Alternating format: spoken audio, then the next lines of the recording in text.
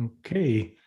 Hare Krishna, everyone. Welcome to today's Bhagavatam class. We were supposed to have His Holiness Bhakti Rasamrit Swami joining us today, but his assistant called me last night and said that he is not feeling well. There's nothing major, but he's under the weather. And so he couldn't join us and speak to us today.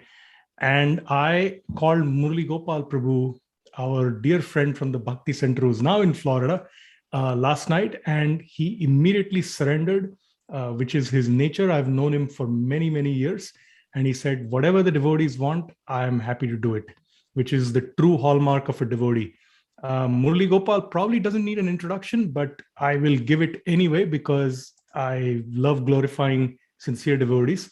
And Murli Gopal is a PhD. I don't even know how many degrees he has. Murli Gopal, you probably don't know how many degrees you have, right?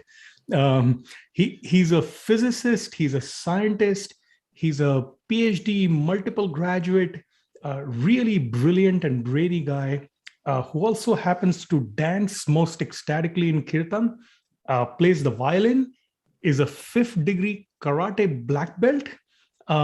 And we could go on and on. He was a monk for several years at the Bhakti Center, and he's now based in Florida, in Gainesville, where he assists our Brahmatirtha Prabhu from the Bhakti Center board. He assists Brahmatirtha Prabhu in his scientific explanations and exploration of bhakti as part of the BI, the Bhaktivedanta Institute. And you all know that Srila Prabhupada really emphasized scientists explaining bhakti in a scientific way. And that's what Murli Gopal is assisting Brahmatirtha Prabhu in doing. And it's something that was very dear to Srila Prabhupada and to Murli Gopal Prabhu's own guru, His Holiness Radhanath Swami, who, from the many interactions I've seen in public with Murli Gopal, is very proud of his disciple for what he does. So with that, I would like to hand over to you, Murli Gopal Prabhu, if you can enlighten us on Srimad Bhagavatam.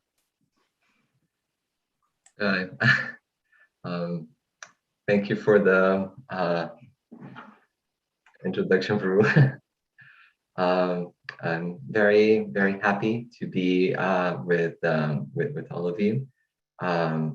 It's an honor, and I'm so happy to see so many wonderful faces. And please accept my obeisance, especially Adipurush Prabhu and Arjuna Prabhu. It's very nice to see you. And also I have a guest today, Kevin Prabhu, right here next to me. Yeah. So let us start.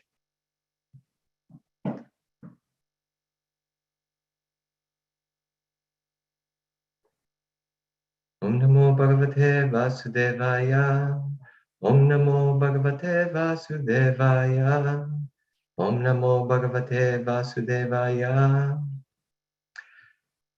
Today we're reading from the Srimad Bhagavatam, 9th canto, 19th chapter, text 16. Yadustya durmatibir jiryato jana jiryate tam trishnam dukha nibaham sharmakamo dutam tyajet. Translation: those who are too attached to material enjoyment, sense gratification is very difficult to give up. Even when one is in an invalid because of old age, one cannot give up such desires for sense gratification. Therefore, one who actually desires happiness must give up such unsatisfied desires, which are the cause of all tribulations. Purport: we've actually seen, especially in the Western countries, that men who have reached more than 80 years of age still go to the nightclubs and pay heavy fees to drink wine and associate with women. Although such men are too old to enjoy anything, their desires have not ceased. Time deteriorates even the body itself, which is the medium for all sensual satisfaction. But even when a man becomes old and invalid, his desires are strong enough to dictate that he go here and there to satisfy the desires of his senses. Therefore, by the practice of bhakti yoga, one should give up his lusty desires. as explained by Sri Yamunacharya. Yadavadi mamachetta Krishna padarabinde navanavarasadamani udyatam rantumasit. Tavati bata nari sangame mariamane bhavati mukhavikara sushtu nishti vinamcha. When one is Krishna conscious, he gets more and more happiness by discharging duties for Krishna. Such a person spits on sense gratification, especially that of sexual enjoyment. An experienced, advanced devotee is no longer interested in sex life. This strong desire for sex can be subdued only by advancement in Krishna consciousness.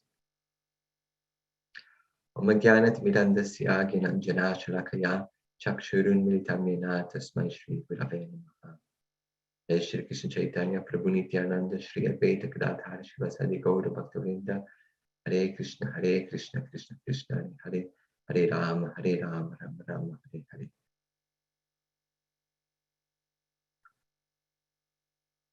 Yeah. So before I begin, I would like to request the blessings of all the assembled devotees, especially the senior most devotees such as Haripush Prabhu, Arjuna Prabhu, and Yashodhara Prabhu, so that I may speak something which is in line with our Guru Parampara, which is enlivening and purifying to our hearts, and that our hearts themselves become sublime, become fertile ground for the sublime message to take root on. So today we're hearing the crux of the story of King Yayati. He is giving the philosophy with which he is now going to apply in his life to be able to move on. King Yayati, for so long, he has been in this state of, just like trying to enjoy the senses. I guess that we can relate to that. And he's now giving this purport from the realizations that he has had after all these years. Now, this is a heavy verse and purport. It starts with the idea that those who are too attached to material enjoyment, sense gratification is very difficult to give up. And Prabhupada elaborates on that, saying that he personally saw when he was traveling the whole world that people who are even 80 years and older are still going to nightclubs, paying lots of money for wine and women. So he's saying, hey, it's not gonna give up. You're not gonna give it up in time. It's not that, okay, now that you have enjoyed a lot, now you can just go on. Some people think that if you just enjoy your senses, whatever it is, then eventually you'll be done with that, and you'll be able to move on. Then when you become old, then you'll get tired of all this, and you'll be able to give it up. But the fact is that Prabhupada here is saying, like, no, this is something that just keeps going. The problem is that when you get old, there's no facility anymore. And that is difficult. That is difficult because this I've heard from senior devotees. They say that you walk into the bathroom one day, and then you go, who is that old person in front of me? Where you can't recognize yourself. You feel yourself a young person still, but what you see does not correspond to you, and you're just seeing like this old tired person, and you go like, why, like, why is that person there, and then you realize that, yeah, like you can't eat the food stuffs that you ate anymore. The things that you love so much, it's like, no, you can't have that, you can't have that, you can't have that. When you try to walk or dance, in kirtan, you can't do that anymore.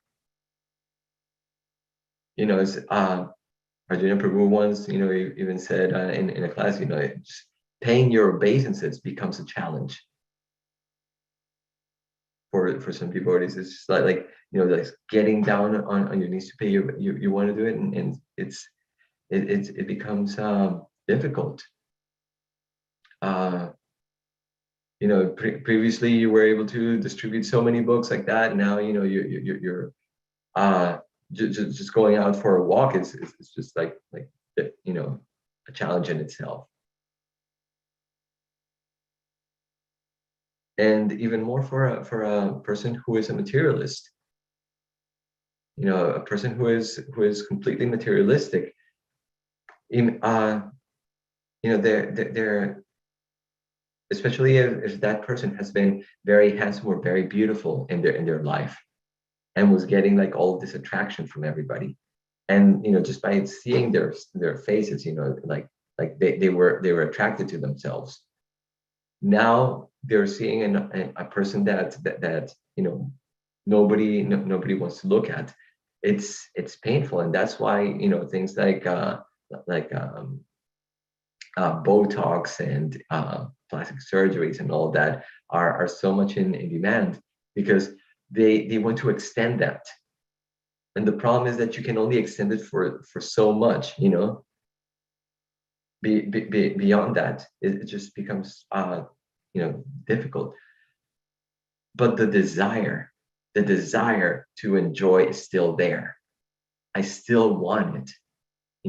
I'm still a young person inside. I want that, and I can't have it, and that is so painful. So the Bhagavatam is telling us, like, go ahead, like, leave that, focus on something else, because you will not be able to enjoy, even if you want to. Time will not allow you to do it. That is one of the things that you could say is it's an impetus for the devotees to move on, to like focus more on spirituality. For materialists, it's just a sad truth of life that they have to face up, whether they want it or not. For a devotee, it becomes an impetus that, okay, well, I'm attached. Most devotees, we're struggling, with having the intelligence of a devotee and the heart of a materialist. This becomes like, okay, this is coming. This is definitely coming. So, what can I do to do this? What can I do to give up sense gratification? Because I know this is coming. So, Prabhupada says here that one who actually desires happiness must give up such unsatisfied desires, which are the cause of all tribulations. Bhagavatam here is telling us that, we are actually seeking for happiness. Anandamayo vyasat. We are pleasure-seeking beings. We want that. We want happiness. But it's not going to come from trying to fulfill these desires. Our minds are taking us for a ride every time. They're bringing us here, it's bringing us there. Especially like as Prabhupada here is saying, like an old person, wants to satisfy the desires. What do they have to do? Well, they have to like go to a specific place and spend lots of money and lots of their hard-earned money and their pension and whatever, trying to like satisfy their desires for a little while. But with our intelligence, first of all, we should understand that it's not that's not going to give me happiness. It's just going to bring me lots of difficulties, right?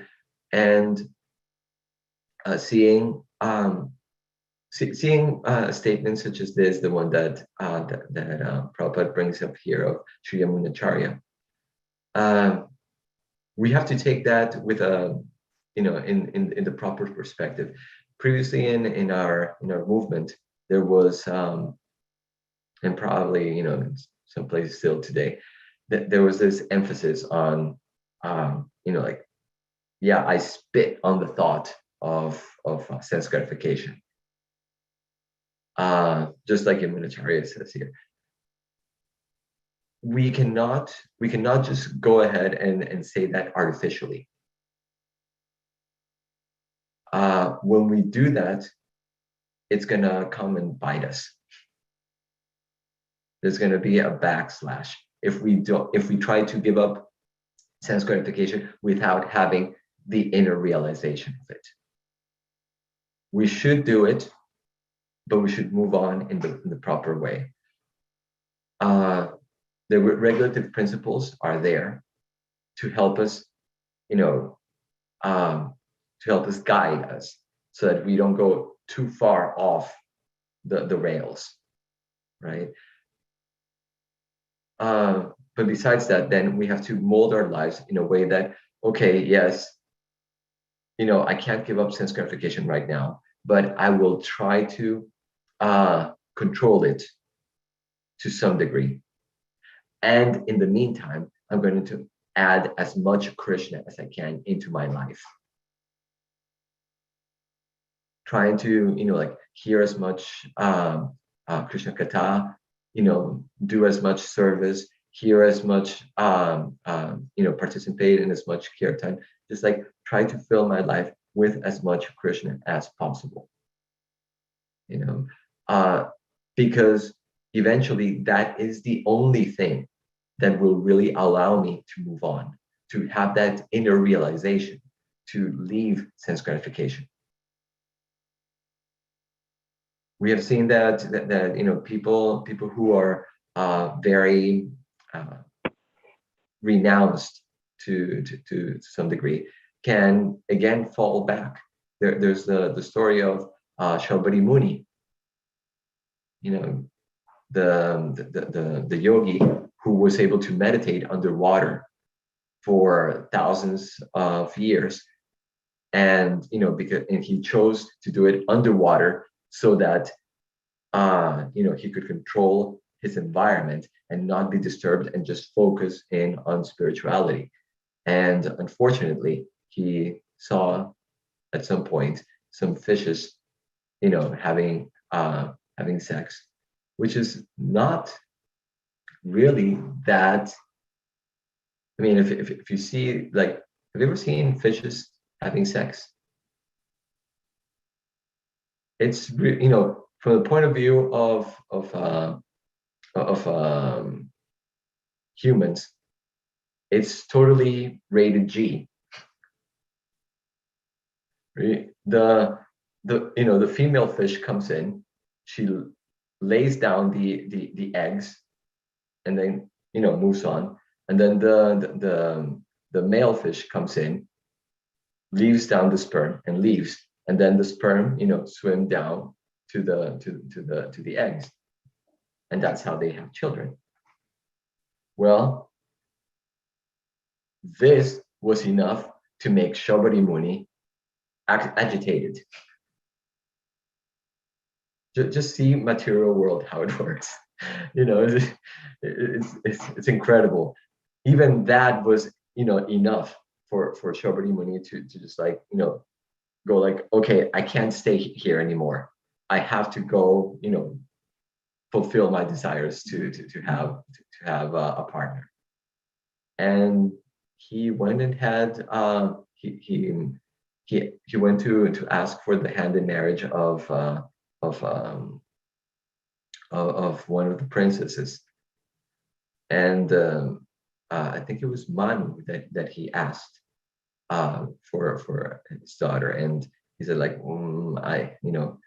he's a respectable person, but he's been in the underwater for a long time and doesn't look so so appealing to a young princess. I don't know. Let her decide. So Shobhari Muni, with his mystic powers, which he had acquired through so many thousands of years of tapasya, of hard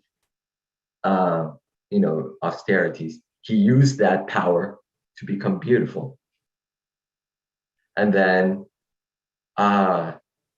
he went in and he said like, okay, so the daughters, they all started going like, oh, I want him, and like that. So he basically had, I can't remember how many, it was in the I think it was in the hundreds or thousands of wives that he got. The idea is that a person who was so renounced was just gave in to at some point. So it is not that even if we can maintain ourselves in a restricted sense gratification for some time, we have to add Krishna in our lives. Otherwise, it will not be possible for us to like actually give up sense gratification. It's gonna come back at some point, because the heart has not been purified. The mind, we may be able to restrain the mind for some time, depending on how sattvic your life has been. A person who has been very sattvic has the possibility of controlling the mind. But a person who is more in the mode of passion and worse in the mode of ignorance, controlling the mind is absolutely impossible. And so if you have had the good fortune of having some skaras that allow you to control the mind, even that will not be enough unless you have that higher taste, param dristvani vartate. And that higher taste only comes by coming in contact with the devotees, by associating with them, by serving them, by hearing from them, by doing kirtan with them. I've heard from devotees, senior devotees, that this process works. Devotees that have lived, like full-on lives and everything like that, have had wives, children, like that, and have stuck to the process. Now we have, like so many good examples, and they all say the same thing. The process works. So we have to endeavor for this. And right now, Kartik, which is coming to a close, incredible how fast it went this year, is giving us an opportunity to do it. Is saying like, hey, look, here's this festival, here's that, here's this pastime, here's this, is bringing us so many opportunities to come together and engross ourselves into these pastimes of the Lord,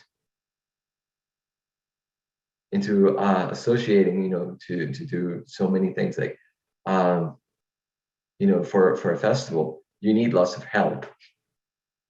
So, okay, Let me be there. Let me do something there. In the festival, you're going to hear the kata. So okay, yeah, that wonderful. Let me see what new realizations I have this year of this pastime. I remember that because sometimes when we become very dull-headed, we say some things like, I've heard this pastime before, right? But I was hearing from a devotee once, and he said, you don't when you go to a concert, you don't really want to hear like new songs. You want to hear the songs that you know, right? And you go like, oh yeah, that's right. The pastimes of Krishna are such that you want to hear them in a way that you get nearer and nearer realizations, and especially when you already know the story. The wonderful thing about it is that you already know where the punchline is going to be, right? But you want to hear especially the realizations of the devotee who's speaking it, because that devotee is bringing in realizations of his or her own. And so you want to go like, oh yeah, what is it? Yeah, like I was recently listening to Varshana Swami, right? And I had heard Krishna's coming back to Vrindavan from the Bhagavatam. The Bhagavatam, tells you how Krishna went back to take the devotees back to the spiritual world, right? And but he started telling that story in a different way, and I think he may have been speaking it from. I'm not sure. I'm just thinking that because of the things that he said from Vidakta Madhava or Lalita Madhava. He didn't say exactly where he got it, but that's where I'm thinking that it might have been from. And he explained it in such a beautiful way. He said that Uddhava and Balaram were angry with Krishna to some degree. Because he had been so neglectful of the Vrajavasis. And they said like, hey, you promised you were going to go. You promised that you were going to do it. And Krishna went like, I know, but like there's so many duties here and so many that.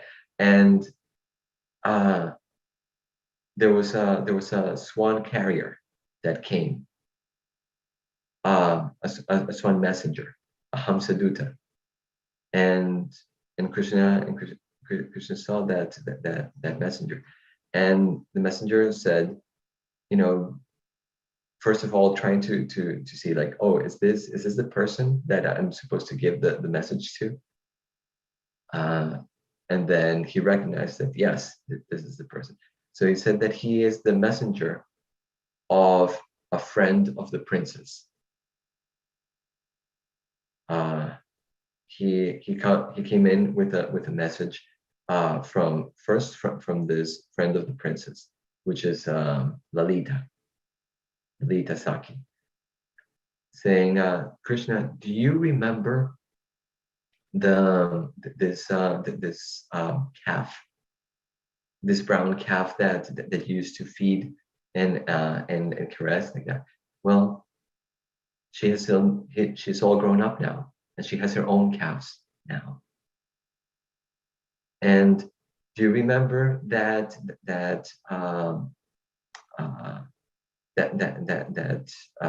creeper that you planted near the kadamba tree? Well, it's grown now, and it's very, very beautiful, but it only cries. It only cries tears of honey.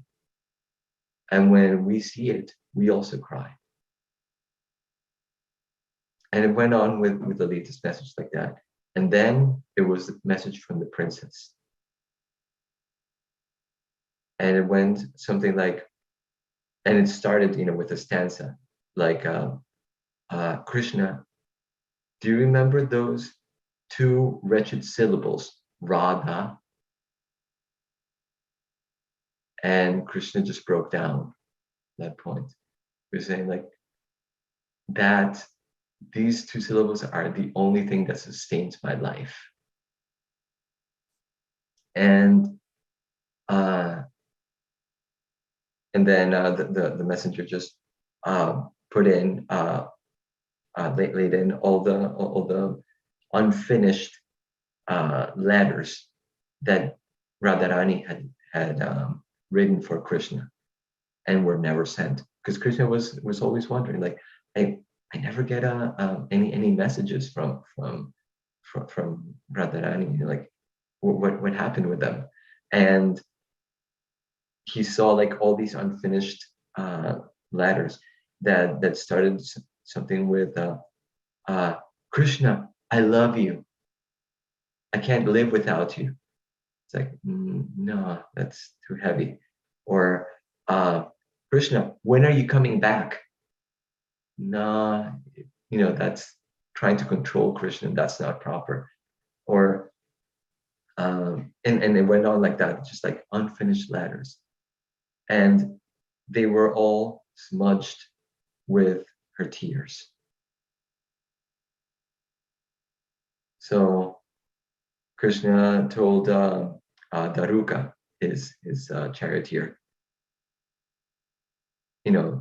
prepare the horses, let us go. And so he went with Uddhava, and the two of them, they went towards Braj. And as they were entering the area of Braj, they saw all of these cows that were grazing, and the cowherd boys that were there. And suddenly the cows, they just like immediately started running towards Krishna. They started running and running like that, and the cowherd man, at first they were like, hey, like, what's going on here? Why like that? Come back. And then suddenly they sort of realized who it was, and then they just stopped. They were just like, could that be? And Krishna, he the chariot stopped, and Krishna got off the chariot, and he just started embracing all the cows, and he said, "Did you miss me?" And all the cows went like, "Whoa!" And he was just like that, and the cowherd people, they were still like not believing, like, could this really be Krishna? Like, is this like a vision? Like they couldn't know. And Krishna got on the chariot again and told Daruka how to glide through all of these people, all of these cow people, and go into to a specific place where there was Sridham still standing there at the edge, because he was the last one to see Krishna off. He did not move from that spot. He wanted to wait until he came back, and Sridham saw him, but again, like all the other cowherd people, he was still like stunned and didn't know. And Krishna said, like, Sridham, it's me. This is Radharani's brother. Remember, remember me? You used to carry me in your shoulders when you would when you would defeat me in battle. And so Krishna embraced him. And only when their hearts started beating at the same time did Sridham actually realize, like, it's Krishna, it's Krishna. And then he started, yelling to everybody, it's Krishna, he's back. And all the camp people, like, they realized, like, yeah, Krishna's back, Krishna's back. And then they all, gathered around him. And that's when they believed, like, yes, this is no, because they had had so many visions previously, of Krishna, like that. And he just embraced all of them. And then they went over to Vrindavan, and they saw Nanda and Yashoda.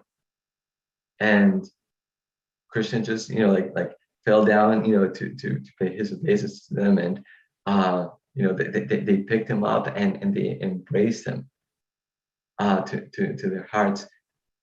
And they had this beautiful festival, this amazing, beautiful festival, that Krishna has returned.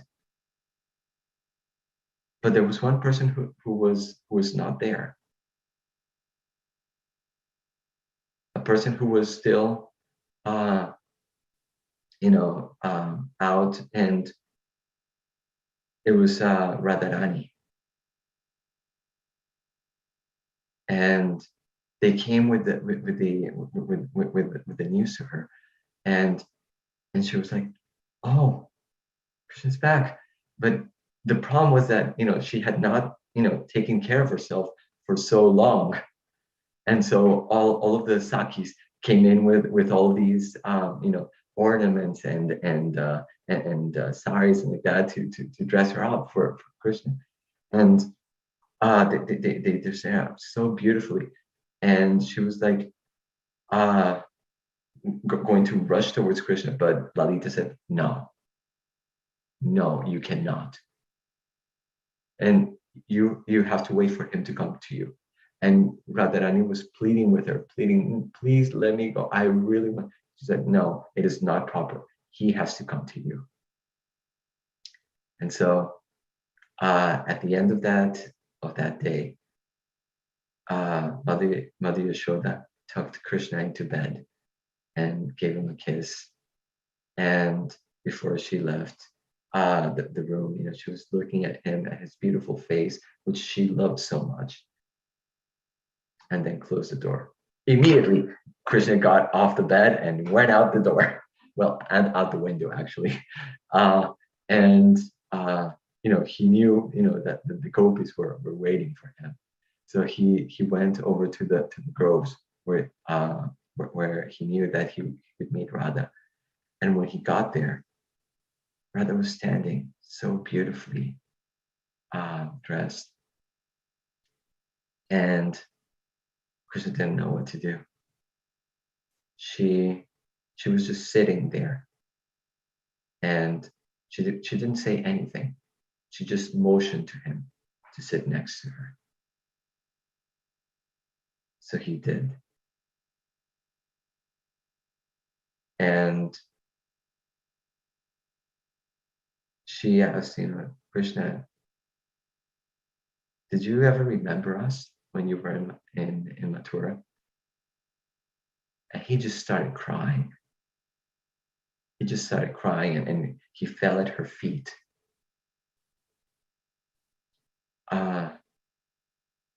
And she also started crying with him.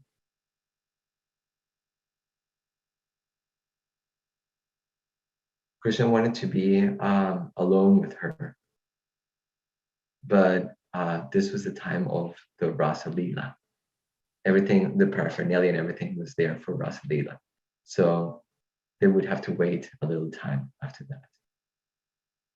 that to actually be alone together. This was Krishna's coming back to Vrindavan. This was explained by Varchana Maharaj. And as I was listening to it, I was thinking, wow,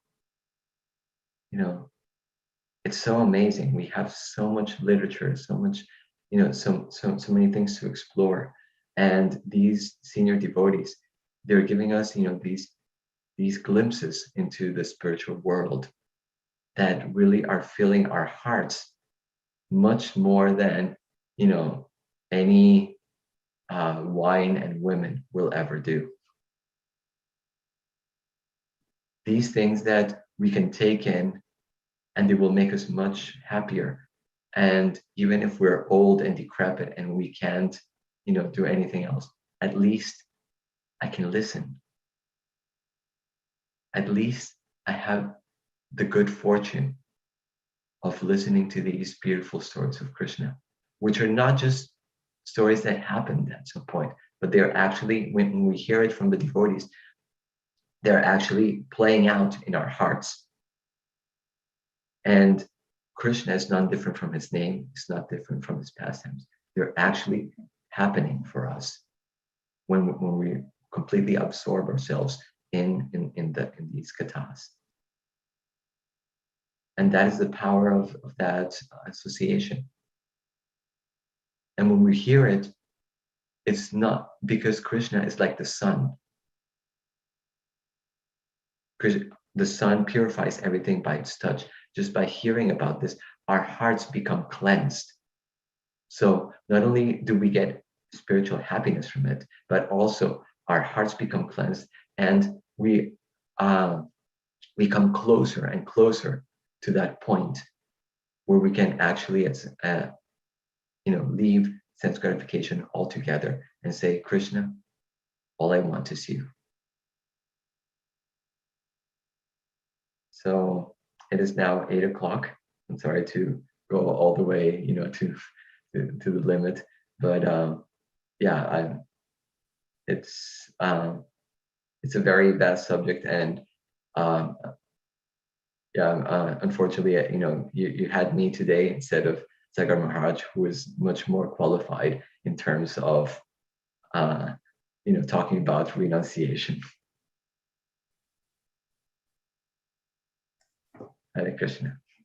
Thank you, Murli Gopal Prabhu, and thank you again for stepping in at the last minute to speak in place of Bhakti Rasamrit Maharaj. Hopefully he is, just tired and nothing else. So let's pray that he will feel better very soon. I wanted to share something that I heard through Ghanasham Prabhu from Radhanath Swami about this topic. Ghanasham Prabhu, who, over the years has spent a lot of personal time with Maharaj serving as his assistant, once asked Maharaj, what is the meaning of humility? And Maharaj immediately replied, no sense gratification. And I've been thinking about it over the years, and I think Ghanasham also asked Maharaj why. And the reply was that when you desire sense gratification, you're putting yourself in the center. And when you don't want sense gratification, or you're able to transcend it, you're able to put devotees, you're able to put Krishna in the center. So, and that's humility. So I thought that was very interesting what Maharaj said. It's one of the definitions that he gave of humility. Jai. Anyone have comments or questions? Just wanted to appreciate Murli Gopal Prabhu. I had no idea you were such a Leela teller. So wonderful. I saw that Yashoda Deval turned his camera off just to cry, to wipe his tears. Yeah, amazing. Thank you, Murli Gopal Prabhu. It was like a therapy session, devotional therapy session. And Yashoda Deval, wonderful input, wonderful. It's just so deep. When you gratify your senses, you put yourself in the center. That's such a profound, simple statement. Thank you. Yeah, just quoting my guru.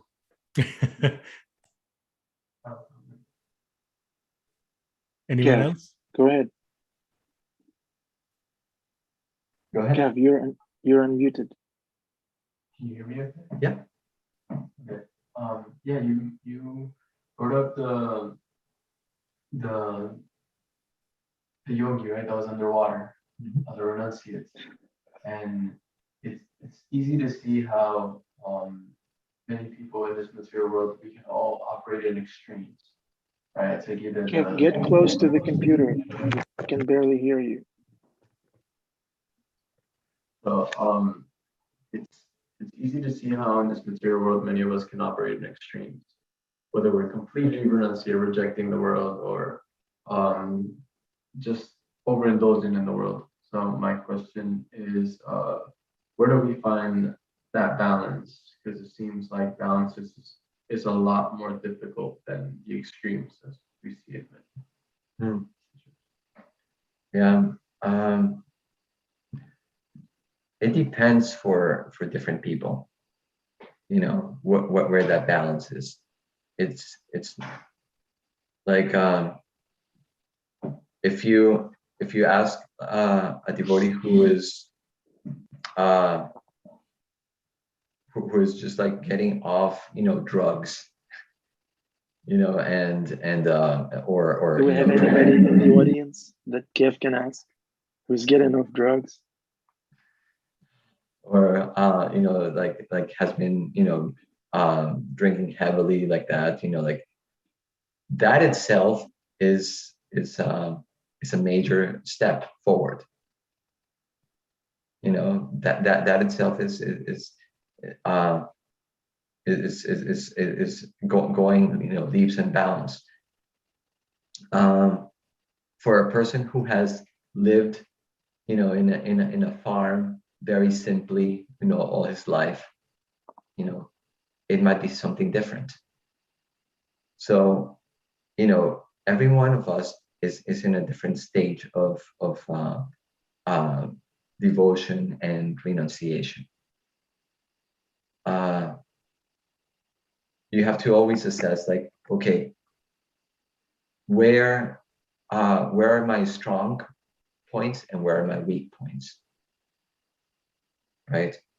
And trying to strengthen those points that are weak, and kindle those that are strong, because you're probably always going to have something to work on yourself. There's even the devotees that are super advanced, they go like, oh no, I have so much more to go. So where is the balance? Always depends in where you are in your spiritual life. It will and the nice thing is that you have a whole society that Prabhupada has provided for us, so that you can have shiksha gurus and peers that will allow you to help you in wherever state it is. They will tell you, like, and they will keep you to accountable and honest to yourself. So when you take shelter of these peers and these shiksha gurus, then you'll be able to know, like, okay, yeah, for me this is a little too much sense gratification, or no, it's okay, that you can indulge to some degree into that, but again, add more Krishna. Yeah, Hare Krishna. Hare Krishna. Just to add to what Murli Gopal Prabhu described, as a person with multiple addictions and with big tendency for extremes, I've observed how my extremes immediately get stronger when I compromise on my daily routine, on my daily sadhana, on this mode of goodness, everyday schedule, regulation, commitment. When that is compromised, then there's no question of the mode of goodness. And then you have extremes, swings, mode of passion and ignorance. So I feel that Krishna is showing me how this daily sadhana, daily consistent daily practice is what helps me with dealing with my extremes and addictions. I don't know if that's helpful. Yeah, and Anand Bihari Prabhu, just yesterday I read an article on Tom Brady, the famous football player, right, in America. And it talked about what makes him successful. He's in his 40s at an age when most football players are halfway in the hospital from injuries and, concussions and broken bones and stuff. And what makes him so successful? And you know what they talked about? They said it's not genetics, it's not, some kind of freak of nature. It's daily, consistent, disciplined schedule. He does the exact same thing daily. And I immediately applied it to our spiritual life, that to the extent that we follow our spiritual life as a disciplined schedule, not as, something we do whenever it's convenient, then we, to that degree, we are actually stronger in our spiritual practice and we make progress and we stay consistent. So that article, I was immediately relating to what you just said, and I think it's exactly right. That's what happens. Krishna is speaking through Tom Brady, for sure. Through the journalist who wrote about Tom Brady, yes.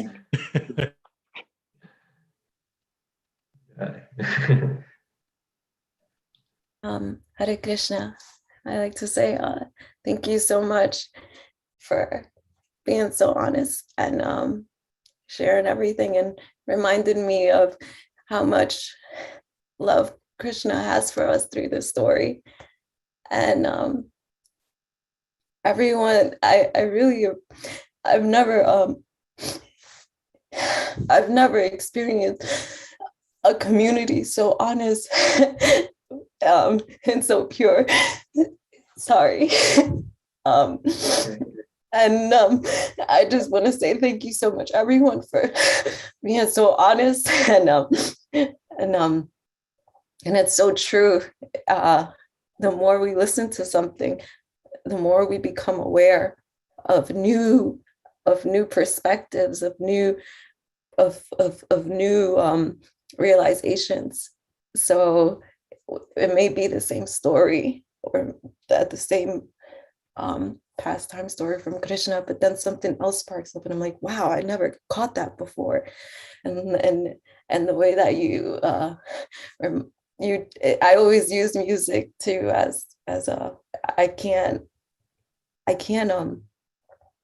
imagine how hard it is for someone who's deaf and doesn't have the money to afford and just knows by base, like I don't know their positions, but I just pray, like I'm grateful to God for the senses, but then I'm like, God, just please, like, take over whatever it is, because I don't want to keep going back to my past, and like I noticed that all these practices that we have from Srila Prabhupada are replacements of the sense gratifications. So we still have that ability to have that sense gratifications, but with honor, with so much respect and appreciation, and with balance. And I'm just like, wow, like Krishna, you love us this much that you still give us an opportunity to have this pleasure in such a humble, pure way. And it's just, thank you so much for coming on today. And thank you everyone for being so honest, and because I don't feel like a fool for falling sometimes. And yeah, so thank you. Thank you also for coming, for sharing your heart. The most important thing when you're working on spirituality is to be honest, especially to yourself. Nowhere is it more imminent that if you're cheating, you're only cheating yourself. So this is it's a long process, but it's a beautiful process when you are honest and you seek help from the Vaishnavas. You will. The Vaishnavas are very tender-hearted, and they will allow you to to hold that space and work through whatever it is that you have. I do have a question though. I live all the way in Long Island, and I see that the Bhakti Center is that's my first home. I feel like whenever I'm there, it feels so peaceful. I feel so at ease. And it's the city, and and I'm like, and I wish I could live closer. And then sometimes, but I have a son, and I used to get, well, I have to be honest that sometimes I get angry because I want him to come with me to kirtan, and I want him to participate and things, and he's a teenager, but then I don't want him to have a poor perception of spirituality, so I don't want to enforce it on him. And so the best thing that I can do is just listen to this to come on in the mornings. But then I get depressed and I get sad because I'm like, man, I couldn't attend to kirtan today. I couldn't do this. Like, and then it gets me angry. And then I just pray. And then I try to do other things to replace it. But then I don't know if it's really hard to create a whole environment of every day, because I just want to be able to consume it and participate in the kirtan. And like, what else can I do besides coming on in the morning? Like what can I do so that I can not get this anger, because I don't like it. Well, have you heard the story of when Krishna called the gopis? When Krishna called the gopis for to come to enjoy Rasa Leela, they immediately dropped everything and they just went to him. They just flocked. But there were some gopis that couldn't just leave. Their families, like they stopped and it's like, it's the middle of the night. Where are you going, girl? No, I have to leave. No, you're not going anywhere. And they locked them in the rooms. And they were crying, like, I want to go see Krishna. He's calling me. And I can't go. And they were angry and they were crying like that. And it is said that those tears of theirs purify them. And that Krishna, within their hearts, he reciprocated with them. It is not that only if you get the chance to go, just your desire to come to the Bhakti Center in itself is purifying you. And the wonderful thing about the Bhakti Center is that it is now made so much available to people who are in remotely. So you have all of these community groups, and you have all of these retreats and things like that with which you can do it remotely, and whenever you have the chance, you can come into the city and experience everything live. You can go like, okay, you can view it as Krishna will never leave you alone. He will always reciprocate with your desire, whether it's allowing you to come directly physically or within your heart. He will be there. And as your desire grows, Krishna will also make arrangements for you. He sees the state of the devotees, their plight, they're strong desires, and then he reciprocates by giving. I've seen so many times, somehow things, when the devotee has something that is absolutely, burning in their hearts, for devotional service, Krishna finds ways of allowing that devotee to fulfill that spiritual desire. And especially if you pray to, Raghunath Das Goswami, he so much wanted to be with Krishna. He so much wanted to be with Krishna. He wanted to just leave it all, but he had responsibilities, and he just escaped from his house, but he was caught back again and again by the guards, by his parents' guards, and they would bring him. And eventually, when he got the mercy of Lord Nityananda at Panihati, then the Lord made all the arrangements so that he could just go and devote completely himself to the Lord. So Krishna will always reciprocate with your desires. Just keep kindling that desire within you. Keep kindling, and Krishna will give you definitely facilities for to fulfill it. If he fulfills the materialistic desires of the people who haven't, don't even look for him, will he not fulfill the spiritual desires of a sincere devotee? It's so funny that you said that, because I do the Bhagavad Gita every night online with Dr. Raoul, and he does kirtan at night. Maybe I'm just being a little selfish, and then the people that I've been surrounding myself with, it's not Krishna but it's God. I mean, they don't call him Krishna, but it is Krishna, and they always remind me of his love and by their actions so you just made it so obvious that he is reciprocating, and so thank you for the awareness, and thank you for everything. Hare Krishna. Hare.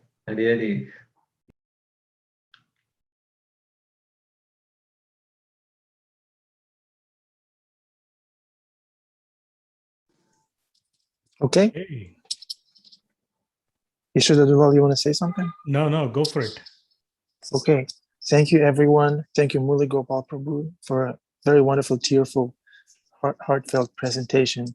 Yashoda Duval Prabhu, thank you so much for introducing Murli Gopal so nicely in such an inspiring way. My God, what a multi-talented person.